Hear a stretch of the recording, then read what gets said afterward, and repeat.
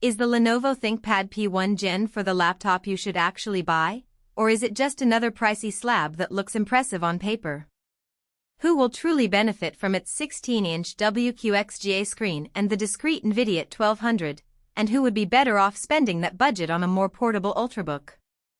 If you're on the fence about whether the price tag matches everyday value, keep listening. Link is in the description if you want to check the product details on Amazon. When I started digging into mobile workstations, the first thing that struck me was how easy it is to get lost in headline specs.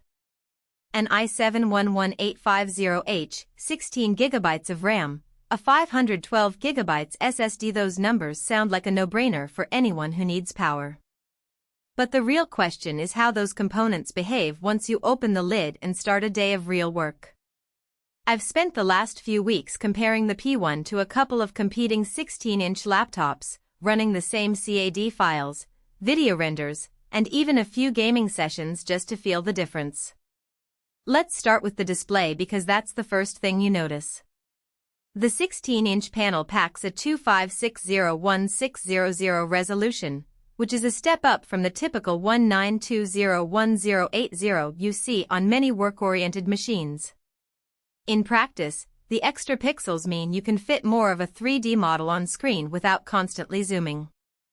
I opened a 3D architectural model in Autodesk Revit and could see the full floor plan and a detailed elevation side by side, something that would have required 2 windows on a lower resolution screen. The color accuracy is decent out of the box, though it's not a factory-calibrated Adobe-grade panel. If your day involves color-critical photo or video work, you'll probably want a separate monitor, but for engineering drawings and code reviews the screen feels sharp and spacious. Now, the processor and RAM. The 11th Gen i7-11850H is an 8-core beast that really shines when you throw multi-threaded workloads at it. I ran a 30-minute render of a complex Blender scene, and the P1 finished roughly 15% faster than a comparable laptop with a similar CPU but only 4 cores. The 16 GB of DDR4 memory is enough for most engineering applications, but it can feel tight if you habitually keep dozens of browser tabs, a heavy IDE, and a virtual machine open at the same time. In those moments, the system starts swapping to the SSD, which introduces a noticeable lag. If you know you'll be juggling multiple array-hungry programs, you should plan on upgrading to 32 GB later. Fortunately, the ThinkPad series makes that relatively straightforward. Storage is another practical consideration. The 512 GB SSD provides fast boot times and snappy application launches, but the capacity can fill up fast if you store large simulation files, raw video footage, or multiple virtual machine images. I found myself constantly cleaning up the drive after a week of work, which is a habit you'll need to adopt unless you're comfortable adding an external NVMe enclosure. The downside is that the internal drive slot isn't as easy to access as on some competitor models. You'll need to remove the bottom cover and deal with a few screws, which isn't a deal breaker but worth noting for DI-oriented users. Graphics is where the ThinkPad P1 tries to differentiate itself from a regular business laptop.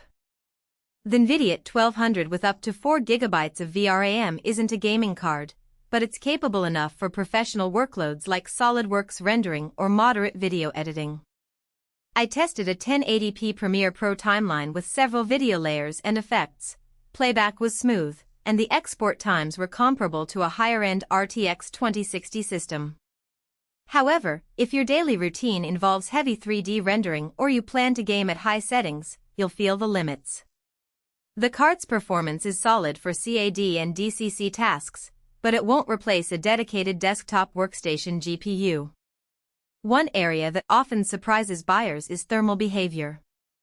The ThinkPad P1 has a slim chassis, and while Lenovo's cooling system does its job, you'll notice the fan kicking in under sustained load.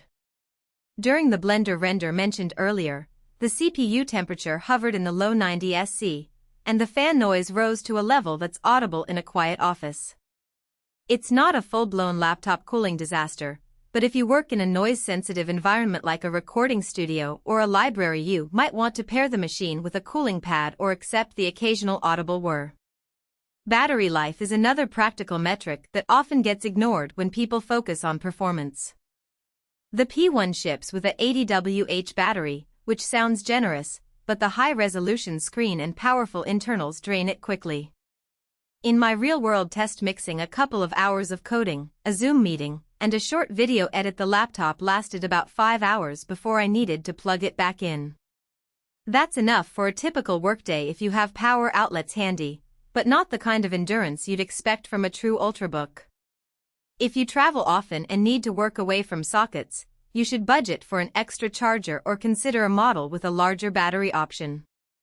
So, who should actually reach for the ThinkPad P1? If